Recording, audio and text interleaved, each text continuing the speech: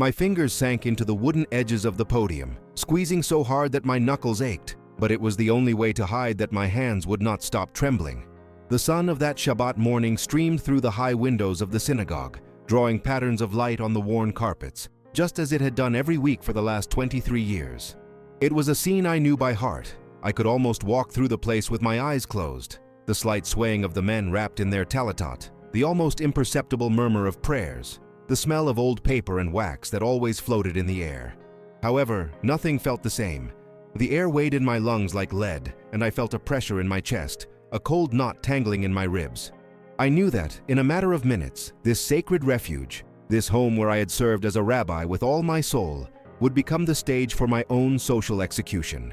Every beat of my heart thundered in my ears, reminding me that the man who entered here today is not the same one who will walk out through those doors. Before we continue, take a moment to subscribe to the channel, turn on the bell so you don't miss any testimonies, and leave a comment letting us know where you are listening from. It is very important to have you participating in this community. Now let's get back to the testimony. I looked up and met 300 faces watching me expectantly, faces that formed the map of my entire life. There was Mr. Goldberg, whom I comforted for entire nights after the death of his wife. I saw young Sarah, whose son I held in my arms during his Brit Milah just a few months ago. I saw families I had personally joined in marriage under the chuppah. I felt a love for them that tore me apart inside, a tenderness so deep that for a moment I felt my legs would fail me. How do you tell your family that you have found a truth they consider a betrayal? My mouth was so dry I felt my tongue sticking to my palate, despite the glass of water I had gulped down before stepping up to the bima. I could see the peace in their eyes, a calm I was about to break into 1,000 pieces. The contrast was unbearable, their tranquility against the fire devouring my insides. I felt like a shipwrecked man who has found solid ground, but to reach it, he must sink the boat where all his loved ones are traveling. It was a weight that no traditional prayer could alleviate at that moment. I hadn't slept a wink in 3 days, and the dark circles weighed on me as if I were carrying stones in my eyelids. The night before, the silence in my house had been louder than any scream. Rachel, my wife, did not speak a word to me after I confessed my intentions. Her emotional absence hurt more than any external threat. I felt alone in a desert, standing before my congregation with a secret that burned my lips like glowing coal. My stomach churned, a knot of nerves reminding me that what I was about to do had no turning back. I looked at the ark containing the Torah scrolls, the center of my existence until that moment, and felt a strange mixture of awe and terror. I had spent 18 months on an inner journey I never planned, a labyrinth of prophecies and doubts that had led me to this precise second. Every time I closed my eyes, I saw the verses of Isaiah flickering behind my pupils, a truth I could no longer contain. The air in the synagogue seemed to have grown thicker, as if time itself were stopping to observe my fall or my definitive liberation. I took a deep breath, filling my lungs with that air heavy with incense and tradition, and finally opened my mouth. The first words came out with a firmness I didn't know I possessed, a strength that didn't come from my own muscles, but from something much deeper and more ancient. I spoke to them about my search, about how the foundations of my world had cracked under the weight of a truth I could not ignore. The silence that fell over the room was absolute, a void so dense I could hear the hum of electricity in the ceiling lamps. No one moved, no one breathed. Then, with a voice broken but charged with an immovable certainty, I uttered the words that would mark me forever as a stranger among my own. I said I had found the Messiah, that his name was Yeshua, Jesus of Nazareth, the Son of God. In that instant, I felt an electric chill run down my spine, a sensation of peace that clashed violently with the chaos I saw beginning to form in the eyes of my brothers. It was not a speech planned to convince anyone. It was the cry of a soul that could no longer live in the shadows. I had dropped the bomb, and now all that remained was to wait for the world to collapse. To understand how I reached that podium with my heart racing, I need to go back to where it all began, in Brooklyn in 1979. I was the second son of Moshe and Esther Silverman, and our life in Borough Park was a deep dive into the most Orthodox Judaism imaginable. The apartment was small, cramped, and always smelled of old books and chicken soup. But to me, it was the center of the universe. I vividly remember walking along the sidewalks filled with men in their black hats and long beards, all appearing to carry the weight of centuries of history on their shoulders. I felt I belonged to something giant, something unbreakable. My father was an accountant, a man of few words, but with a devotion that scared and attracted me at the same time. He didn't just follow the laws, he breathed them. I grew up believing that every step I took, every word I said, was being weighed by God on an invisible scale. The fear of making a mistake was real, but the pride of being who we were was greater. Friday night was the moment when time seemed to stop in that Borough Park apartment.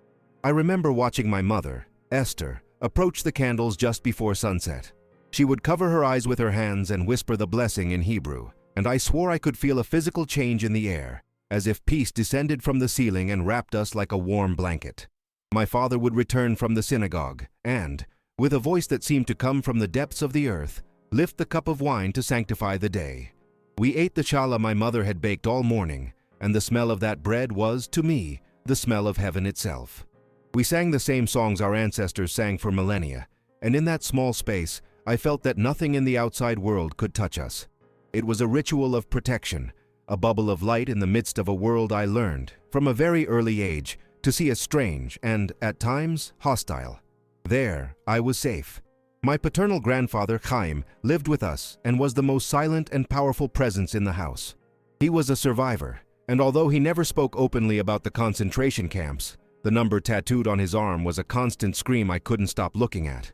Sometimes he would stop what he was doing and stare into nothingness, with eyes that seemed to see ghosts no one else saw. However, his faith was a rock that nothing could erode. He woke up every day at 5 in the morning to pray and spent hours studying the Torah at the kitchen table. It was he who taught me to read the first letters in Hebrew when I was only 5 years old. He had infinite patience while I stumbled over consonants and vowels.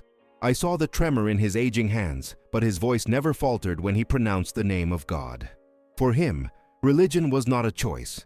It was the air that kept him alive when everything around him tried to kill him. One afternoon, when I was about 8 years old, I gathered the courage to ask Grandpa Chaim how he could still believe in God after everything he had been through. He looked at me with those deep, sad eyes and told me something that shaped my backbone. He explained that the Nazis took everything from him: his parents, his brothers, his first wife, and even their baby daughter. Absolutely everything material or human was torn away. But he told me, holding my chin, that they couldn't touch his faith. That was his. It was the only territory the enemy could not invade. As long as he had the God of Abraham, Isaac, and Jacob, they hadn't won. That conversation transformed me into a serious and dedicated child. While my friends played ball in the street, I buried myself in books. I didn't just want to learn the laws. I wanted to possess that unshakable faith my grandfather had, without knowing that very search would lead me to a place he would never accept. Entering the yeshiva at 16 was not just a change of school. It was as if I were finally wearing the skin God had prepared for me since the womb. I remember the sparkle in my father's eyes when the rabbi said I had a rare potential, a mind that could see the hidden layers in the sacred text in a way few young people could. My mother prepared a Shabbat dinner that felt like a coronation feast that night. In that moment, I wasn't just an ordinary teenager. I was the living promise of my lineage, the guardian of the memories and resistance of Grandpa Chaim. The pressure of carrying this legacy was immense, but I welcomed it with a kind of solemn and deep euphoria. I spent 14 hours a day hunched over giant tomes, surrounded by the sound of hundreds of voices debating at the same time in a frantic rhythm. It was a sacred chaos that made my heart vibrate intensely.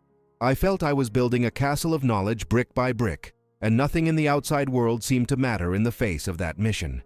The following 8 years were a total and absolute immersion in an ocean of scrolls and ancient wisdom. I studied the Torah, the prophets, and the writings, what Christians call the Old Testament, but to me, it was the Tanakh, the complete and detailed map of the universe. I delved into the Talmud, that infinite labyrinth of rabbinic debates where every comma and every silence has been discussed with passion for centuries. I loved the smell of old paper and leather that permeated my clothes and skin. That aroma was my perfume of identity. I learned Aramaic to understand the deepest secrets of medieval sages like Rashi and Maimonides. It wasn't just a cold academic study. It was something physical and visceral that I felt in my fingertips. I felt the sacred words burning in my thoughts as I mentally traced them. Jewish law, the halakha, dictated every detail of my existence: how I dressed, how I ate, and how I spoke. I felt connected to an unbreakable chain of men who for 3,000 years had done exactly the same thing. Judaism was not something I simply practiced out of habit. It was what I was, to the marrow of my bones. When I put on my tefillin every morning, wrapping the black leather straps around my arm and carefully positioning them on my forehead, I wasn't just fulfilling a technical or ritualistic commandment. I felt a real electric connection, an invisible thread linking me directly to Mount Sinai, to Moses, and to every Jewish man who has ever existed in history. It was my spiritual armor against the world. By keeping the Shabbat, stopping any and all activity from sunset on Friday until sunset on Saturday, I felt I was participating in the divine creation itself, sanctifying time in a world racing desperately to nowhere. My identity was solid as granite. I knew exactly who I was and where my soul was going. I had the answers to all human anxieties within the pages of my ancient books. The security of having such a defined life structure was comforting and almost addictive. I never questioned if there was anything beyond the fence we had built. At 25, I married Rachel, the daughter of a respected rabbi, and my life seemed to have reached the perfection my community expected from a man like me. She had dark eyes that seemed to hold centuries of kindness and a gentle spirit that perfectly balanced my intellectual intensity. Although our families arranged the initial meeting, we fell in love genuinely and deeply, as if our souls already knew each other from past lives. Our wedding day, under the chuppah, surrounded by friends and family celebrating our union, was the moment of greatest glory I had experienced until then. I broke the glass to remember the destruction of the temple, but my heart was overflowing with the hope of a new and promising construction. We began our life together with everyone's blessing, and in the following years, we were gifted with 3 wonderful children, Sarah, Benjamin, and Miriam. I blessed them every Friday night, feeling that the cycle of life was finally complete and that my lineage was secure. When I turned 33, I received an invitation that seemed to be the pinnacle of everything I had built up to that point, the position of rabbi in a medium-sized Orthodox congregation in New Jersey. It was a mixture of euphoria and sacred trembling. Finally, I would have my own community to guide, teach, and protect, a flock that would look to me for spiritual direction. I accepted almost immediately, and we moved our family to a modest house near the synagogue.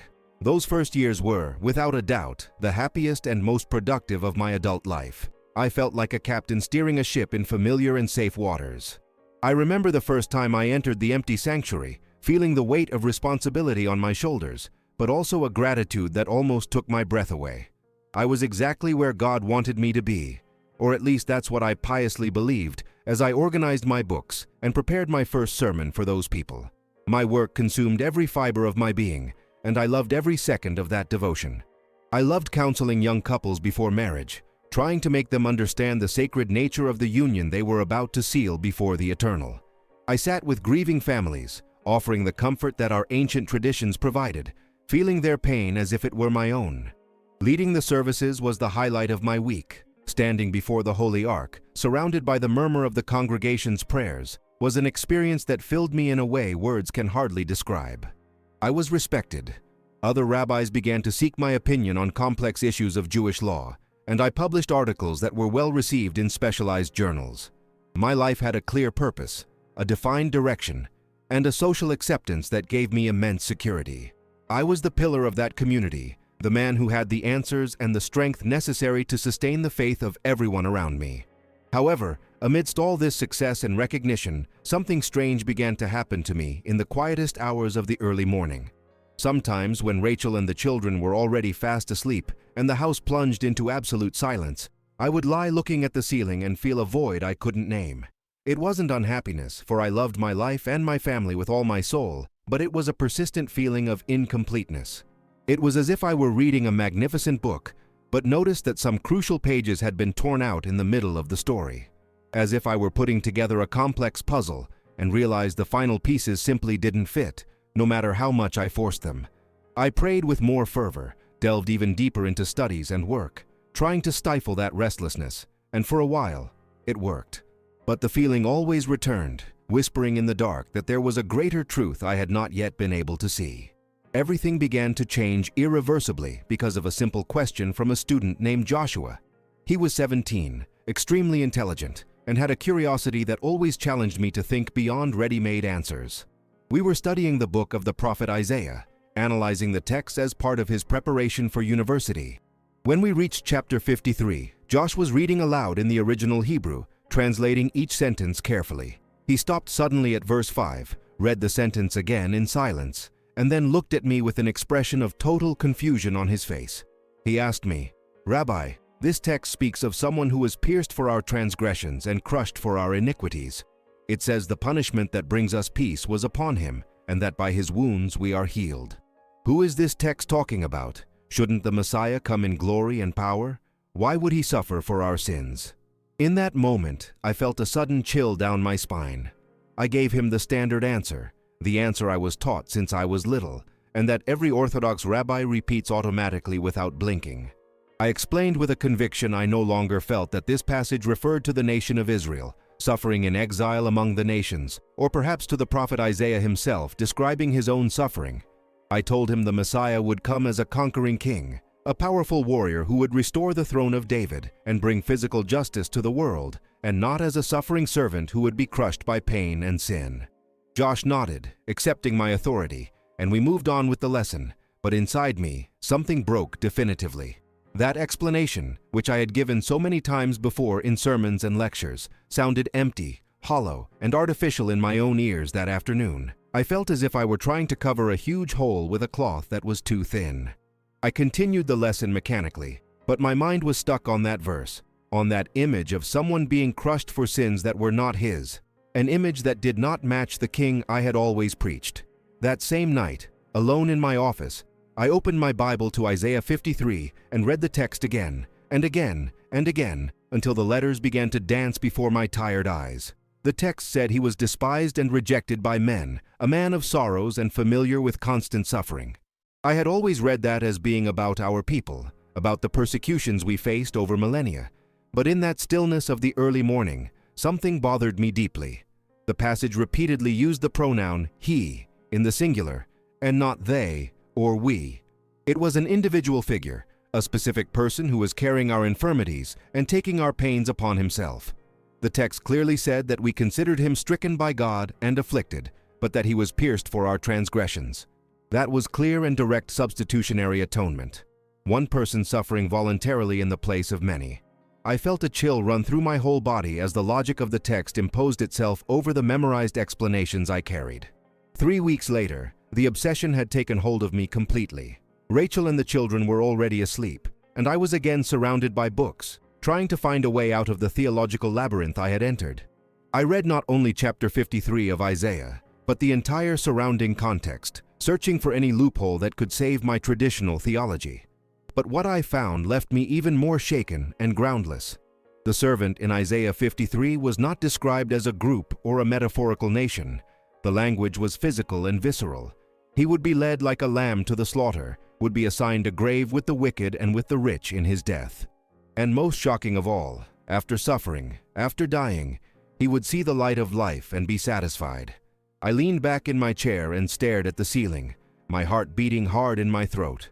That was talking about resurrection, someone who died and came back to life, someone whose sacrifice would be counted as righteousness for many. I started listing the characteristics of this servant, and the list was terrifying.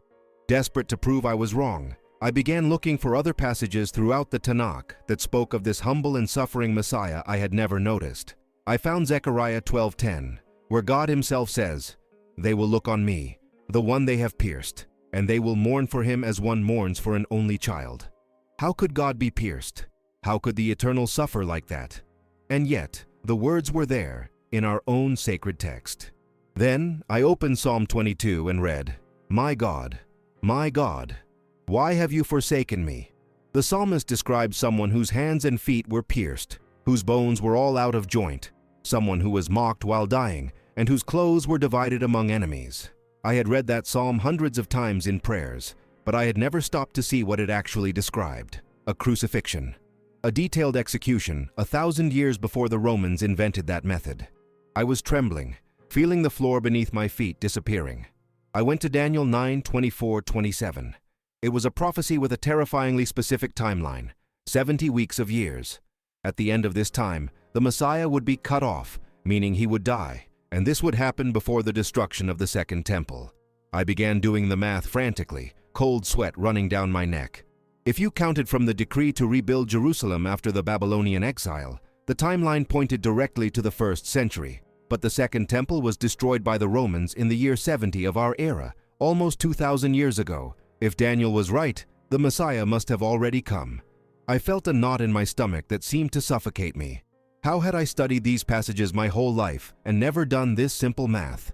How had my masters never mentioned that Daniel's mathematics left us with no way out?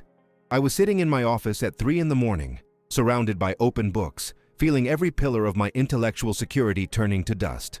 I knew the traditional explanations, the defenses rabbis had built over the centuries.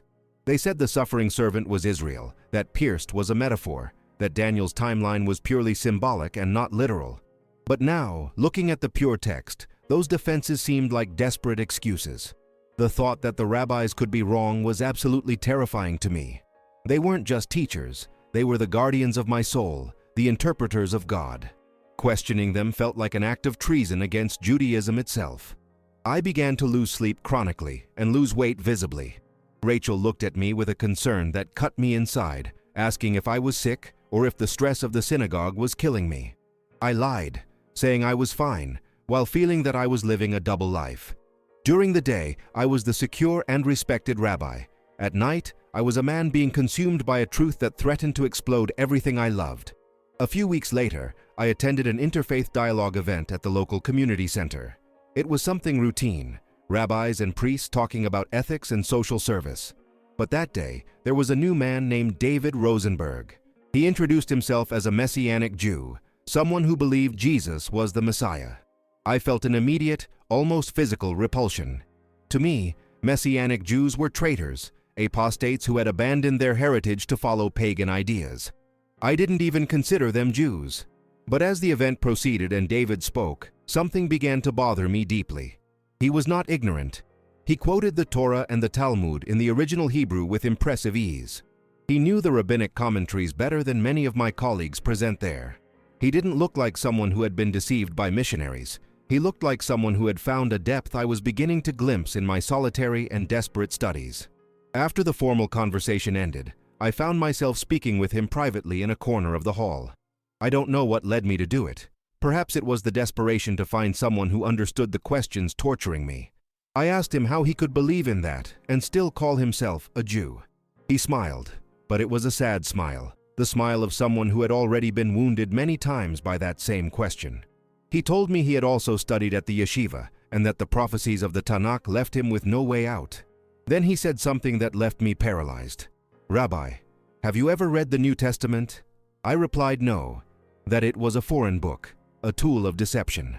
He looked me in the eyes and handed me a copy, saying it was a Jewish New Testament that showed the entire Hebrew context. I took the book with trembling hands, feeling as if I were holding a time bomb. I drove home with that book on the passenger seat, feeling enormous guilt just for having it there, but knowing I had crossed a line. I hid that book at the back of my desk drawer for 3 whole days. I felt like a criminal inside my own house, an infiltrated traitor in a sacred territory. Every time I looked at Rachel or played with my children, a wave of shame and panic hit me, because I knew that, in our world, reading those pages was the equivalent of a spiritual death sentence. But on the 4th night, the silence of the house became unbearable, and curiosity turned into physical thirst. I took the book out of the drawer with sweaty palms and my heart thumping in my throat. I opened to the first page, the Gospel of Matthew. I expected to find something pagan, something that spoke against my people or sounded like strange mythology. Instead, my eyes jumped over these words: the book of the genealogy of Yeshua, the son of David, the son of Abraham. My breath hitched. Those were our names. That was our lineage, the backbone of our history. I started reading and simply could not stop.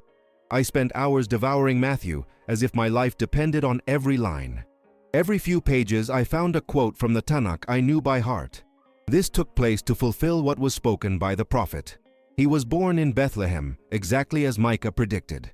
He was called out of Egypt, as Hosea wrote. He taught in parables, as the Psalms indicated.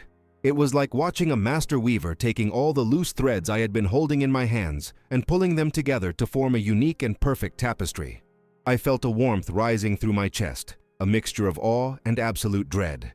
If that were true, my entire life structure was just a shadow of something much greater. But the text was deeply familiar. The way Yeshua spoke, the way he debated with the Pharisees, all of it was so intensely Jewish.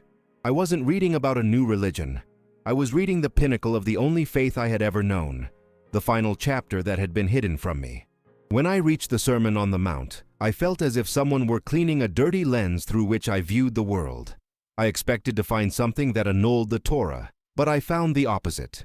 Yeshua said he did not come to destroy the law, but to fulfill it in its deepest essence. He took the commandments I had followed meticulously my whole life and moved them inside the heart. You have heard it said, but I say to you. He wasn't loosening the rules. He was making them more demanding and internal. It wasn't just about not killing. It was about not hating. It wasn't just about not committing adultery. It was about absolute purity of thought. It was the heart of the Torah I always felt existed, but could never reach through works alone. Tears began to blur my vision, and I felt I was living in a house of shadows, and someone had just opened the windows to the midday sun. The void I felt in the early mornings was being filled by a terrible and beautiful light. The most painful and transformative part was reading about the crucifixion. When I reached the moment where Yeshua cries out, my God, why have you forsaken me?" I literally dropped the book in my lap. Those were the opening words of Psalm 22, the same psalm I had analyzed days earlier with terror. The piercing of the hands and feet, the dividing of the garments, the cruel mockery, it was all there, happening in real time on the pages of the New Testament. I saw the suffering servant of Isaiah 53 being led like a lamb to the slaughter, in silence, without opening his mouth to defend himself. I realized, with a shock that made me shake physically, that the He in the prophetic text had a face, a name, and a story of sacrificial love. I closed my eyes and, for an instant, I could almost feel the weight of that sacrifice in the air around me, a pressure that made it hard to breathe. I was a rabbi, a teacher in Israel, and I was weeping for the death of a man my people had called a deceiver for 2,000 years. What broke me definitively was reading the letter to the Hebrews. I had never thought deeply about the fact that, according to the Torah itself in Leviticus 17:11, it is the blood that makes atonement for life. The letter to the Hebrews hammered this truth with implacable logic. Without the shedding of blood, there is no forgiveness. I felt a knot in my throat as I looked at the bookshelves in my office, filled with rabbinic treatises trying to bypass this requirement since the Romans destroyed our temple in the year 70. For nearly 2,000 years, my people have been trying to obtain God's forgiveness only through prayers, fasting, and good works, but the law I so strongly defended clearly stated that this was not enough. The question echoed in my mind like a scream. Where is the sacrifice? Where is the blood? I realized we were all trying to pay an unpayable debt with a currency God no longer accepted, unless there was a perfect and final sacrifice, performed exactly before the destruction of the temple. That secret began to eat at me from the inside, as if it were a silent acid. I spent my days fulfilling my duties at the synagogue, counseling families and teaching the law, but inside I felt like a complete imposter. The weight of the lie made me lose my appetite and my sleep. In a few months my clothes were loose and people started asking if I was sick. Rachel looked at me with a sadness in her eyes that cut my heart, sensing something was pulling us apart. But I didn't have the courage to say what it was. How could I explain to the woman of my life that the man she married now believed in what our people feared most? I was becoming a stranger in my own home and a fugitive within my own faith. The conviction that Yeshua was the Messiah was so strong that I could no longer breathe without feeling the need to scream the truth. But the fear of destroying everything we built kept me mute and miserable. The breaking point happened during Yom Kippur, the Day of Atonement, the holiest day of our calendar. I was there, before the congregation, leading the prayers and beating my chest in a sign of repentance, but everything felt empty and hollow. As we sang the Kol Nidre, that haunting melody asking for the annulment of vows, I could only think of the high priest entering the Holy of Holies with the blood of sacrifices. I thought of the scapegoat that carried the sins of the people into the desert, and realized, with a clarity that made me lose my strength, that we were just staging a play without the main element. God had provided the lamb, the final sacrifice Yeshua offered once and for all, and we were there, ignoring the open door and trying to climb the wall. The tears streaming down my face were not of ritualistic repentance. They were from deep mourning for my people who were still waiting for something that had already arrived and been rejected. Everything fell apart on a Tuesday afternoon when I was careless and left the New Testament on my desk before being called for an emergency in the community. When I returned hours later, Rachel was sitting in my chair, holding the book with trembling hands and a face whiter than paper. She didn't scream. She just looked at me with an expression of absolute horror, as if I had brought something profane into our family sanctuary. She asked me what it was, and I tried to explain, tried to talk about Isaiah, about the blood and about the peace I had found, but the words came out mangled and desperate. She stood up and recoiled from me, as if I were infected by a deadly plague, and said I was destroying our family and our children's future. "Choose now," she said with her voice choked by crying. "Choose between this book and us, between your sanity and this Christian madness." That night she slept in the guest room, and the silence in the house was worse than any scream of hatred. The news spread like wildfire through the Orthodox community, and in a few days my phone wouldn't stop ringing, but the tone of the voices had changed drastically. Initially it was rabbi friends, men with whom I had shared meals and deep debates, calling with genuine, almost paternal concern. They suggested I was going through a mental burnout, a midlife crisis, or a fit of spiritual melancholy. They tried to convince me to take a vacation, to rest my mind from so much study. But as I tried to explain the prophecies and what I had discovered in Isaiah and Daniel, the sweetness turned into cutting ice. The words heresy and betrayal began to appear in the conversations. Rachel no longer looked me in the eyes, and the children hid in their rooms when I arrived. I felt like a ghost wandering the hallways of my own house, watching my life being dismantled brick by brick, while the silence of God seemed the only sound I could hear clearly. One afternoon, 5 of the most respected rabbis in the region came to my house for a meeting that felt more like a trial than an encounter between brothers. They sat in my living room with a gravity that made the air feel unbreathable. They offered me a deal. If I publicly renounced those ideas, burned the New Testament, and reaffirmed my faith in traditional Judaism, everything would be forgotten. Otherwise, I would lose my position, be expelled from the rabbinical council, and my family would be treated as if I had died. I looked at those men, faces I deeply respected, and for a second, fear almost made me yield. I thought of Peter denying Jesus out of fear, and felt a shame that burned more than the sun.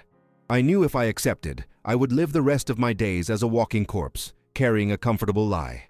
I took a deep breath and, with a choked voice, said I could not deny what my eyes saw in the scriptures, and what my heart felt. The house became unbearably silent after Rachel took the children and left for her parents' house. I remember standing in the middle of the empty living room, listening to the ticking of the clock on the wall, feeling that every tick was a piece of my future disintegrating. I spent the entire week alone, preparing what would be my last speech at that synagogue. I wrote my resignation letter with a trembling hand, explaining that I could no longer lead a people away from the truth I now knew. I went out to the backyard at night and looked at the stars, the same stars Abraham counted when he received God's promise. I asked for courage, asked that God take care of my wife and children, and asked that the words I would say on Shabbat were not mine, but His. I didn't know if anyone would hear me, or if it would just be a cry in the desert, but I felt a strange and solid peace growing inside me, a certainty that although I was losing my world, I had finally found my Creator. Shabbat arrived with a clear and merciless light. I put on my rabbinical garments for the last time, feeling the weight of the tallit on my shoulders as if it were a shroud and, at the same time, a mantle of freedom. As I walked toward the synagogue, every step seemed to weigh a ton. When I entered, the murmur of the congregation ceased instantly, replaced by a silence charged with electricity and tension. Some looked at me with a pity that hurt, others with a hatred that shone in their eyes, and many simply turned their faces away as if I were already a corpse. The service began, and I followed the rituals mechanically, but my heart was elsewhere. When the time came to speak, I walked to the podium and gripped the wood so hard my hands turned white. I looked at those 300 faces, people I loved and was about to lose forever, and I felt a divine urgency that surpassed any human fear. The moment of truth had arrived, and there was no more running away. I told them the name, Yeshua of Nazareth. The chaos that followed was something I will never forget. A visceral sound that seemed to come from the bowels of that century-old building. People gasped, others screamed that I was a heretic, and I saw Mrs. Levy, whom I had known for decades, cover her face with her hands and sob as if I had killed someone. But what hurt me most was the look from Rabbi Kleinman, my mentor, who only shook his head with a sadness so deep it seemed like an abyss. He stood up and left without saying a word, and that silence was sharper than any scream of hatred echoing through the hall. I was escorted out while some men began reciting the Kaddish, the prayer for the dead, for me. I was being buried alive by those I called brothers. As I crossed the doors of the synagogue for the last time, I heard the dull thud of the wood closing behind me, sealing an inevitable fate. I ceased to exist for the world that created me, becoming a stranger to my lineage and a pariah in my own land. The fall was quick and brutal, as if the ground had disappeared from under my feet. In less than a month, I lost my position, my reputation, and my family. My parents sat Shiva for me, covering the mirrors and sitting on low stools to mourn the son who, to them, was dead.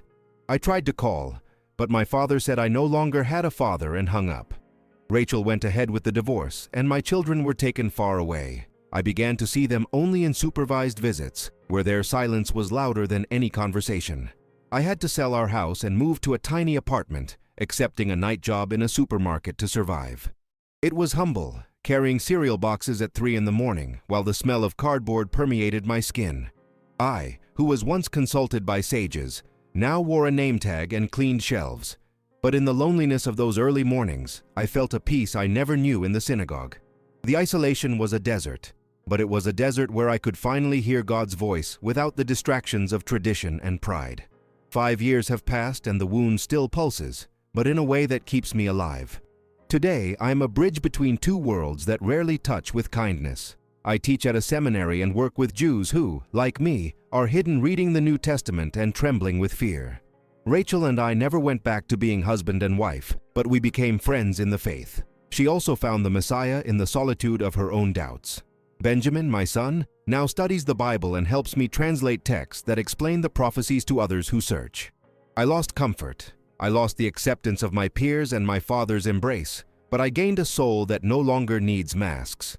Life is harder, financially uncertain, and socially limited, but the truth has a price I would pay again 1,000 times. I am a man who found the end of the book and realized it is, in fact, just the beginning. The pain of rejection is real, but the love of Yeshua is a rock that does not shake with the contempt of men. I feel my journey heads toward eternity. I cannot explain what happened from a purely logical point of view, not even today, so many years after everything was taken away. The experience simply imposed itself upon me with an authority that reason cannot reach nor destroy. I remember that as I was leaving the synagogue for the last time, under the muffled sound of the morning prayers they recited for me, there was a second in which time stopped. I felt a warmth that didn't come from the sun and a shiver that wasn't from the cold. It was a physical presence, an invisible hand that touched my shoulder with a comforting and absolute weight, a peace that went through me like a silent lightning bolt. And then, as quickly as it began, that sensation ceased, leaving me alone in the empty parking lot, but irredeemably changed forever. There were no audible voices or cinematic visions, just the permanent mark of an encounter that science ignores and tradition fears. I am a man broken by the world, but whole inside, living in the shadow of a phenomenon I cannot explain, but that sustains me with every breath. The truth sets us free, but as we have seen, it can cost everything we have. And you? What would you do if you discovered your whole life was just a rough draft of reality? Would you have the courage to follow the truth, no matter the price? Share your opinion or your own experience in the comments. Your journey might be the breath someone else needs today. To ensure you don't miss any of these transforming accounts, subscribe to the channel and turn on notifications right now. Now, don't stop here. A powerful new testimony is appearing on your screen right now. Click and continue this journey of faith with us. May God bless you.